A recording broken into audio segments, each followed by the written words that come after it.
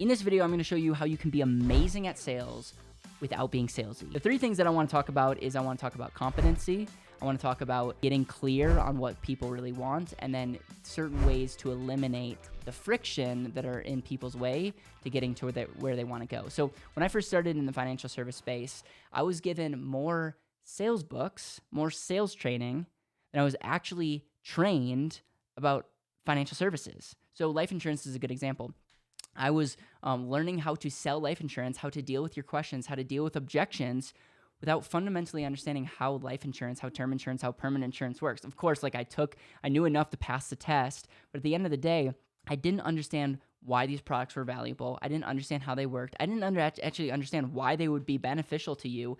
I just learned how to sell them, how to ask you questions, and how to essentially trap you in the corner to get you to sign something so that your family will be better off and I'll get paid. Now, the justification to a lot of people in the financial service space, and I'm sure in other industries, is, hey, if we don't teach Caleb how to sell, then he'll never be able to make money and he'll never be in the space to begin with. So they kind of justify this by saying, have you sell, and then that will, through selling, you're going to create some competency, and through that competency, you're going to create confidence, and then through that confidence, you're going to create conviction, and you're even going to be better. And while there's truth to that, and while I'm an example of something that, I probably had a version of that, I've seen so many people get burnt out, and more importantly, so many people unethically being sold to because people are not taking the time to actually learn. And so this might be super unpopular, but if you are in a sales position representing a service or a product, instead of learning another sales tactic, instead of taking another sales training,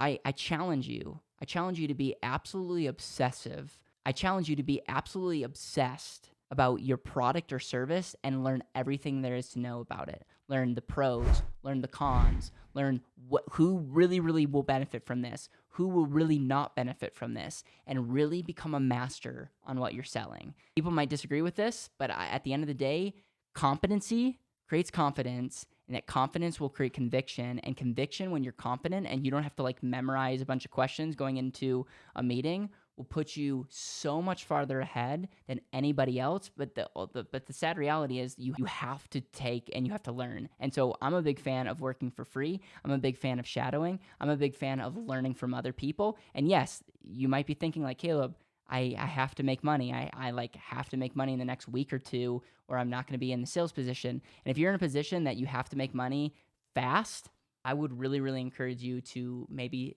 get another job and learn along the way, because I believe selling when you don't actually understand a service or a product is something that is not good and will ultimately bite you in the butt in the long run and will hurt your confidence and kill your momentum. I'm just speaking what I believe is truth. Like, if you don't understand the underlying service or product that you're selling and you have to make money, you are literally put in a position that you will never succeed.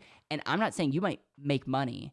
I'm saying long-term, you're going to regret selling what you're selling in that moment, and you'd be way better off taking a part-time job, learning from someone, shadowing someone, and creating that competence because you have competency in what the product or service that you're selling. So that's a mini rant number one, is competency creates confidence. Be competent. Don't just try to learn confidence through a sales tactic. Step number two is understanding the definition of efficiency. Efficiency is one of my favorite definitions, and it's literally the ability to avoid wasting materials, energy, efforts, money, and time in producing a desired result.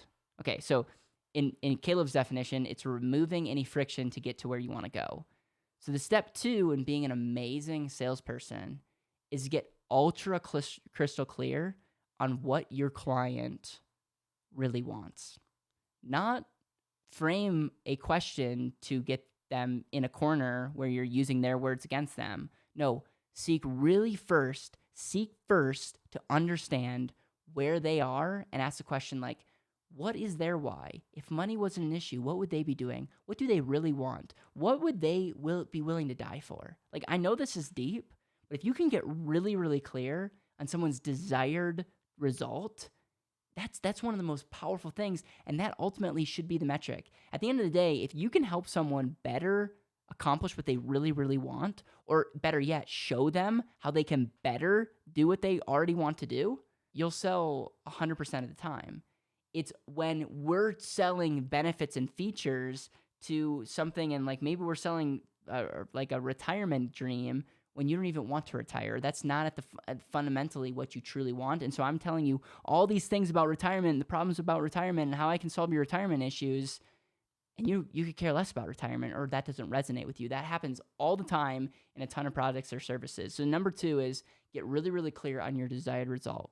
Number 3 is getting really clear about all the friction points and barriers that is getting in between your client into where they want to go. And this is not just something that relates to your product or service, but an amazing salesperson will start highlighting all the issues, all the friction points, all the materials, energy, efforts, and time wasters that are getting in your way to getting to your desired result. And you start highlighting that and you start laying that out, because that is going to help the person that you're selling to get really clear of like, oh, they actually understand. And yes, like that is an issue and that is an issue. It's a form of active listening, but it's actually something that is not easy to do. Not a lot of people have the ability to listen to where someone really wants to go and then start highlighting all the problems that could get in the way. And then the magical, really, the nugget in this whole thing is, can your product or service eliminate some of those friction points? Can they eliminate some of the friction points that are getting in your client's way to get to where they want to go? And if the answer is yes, then share that. Share the solution to their pain, not the benefits to your product or service. Explain how someone will better be able to get to their desired result in that they've articulated to you because of this product or service. Better yet, here's a better question, and it could be a convicting question. Is your product or service the actual best thing for your client to do? Another way to ask this is, if your mother was in your client's shoes right now and you had no financial incentive, would you recommend your product or service? If the answer is no, I would highly encourage you to take a step back and figure out, what do you want to dedicate your life to in selling? Because life is insanely short, and it would be a shame to go through our entire life selling things that we don't really care about to make money for what?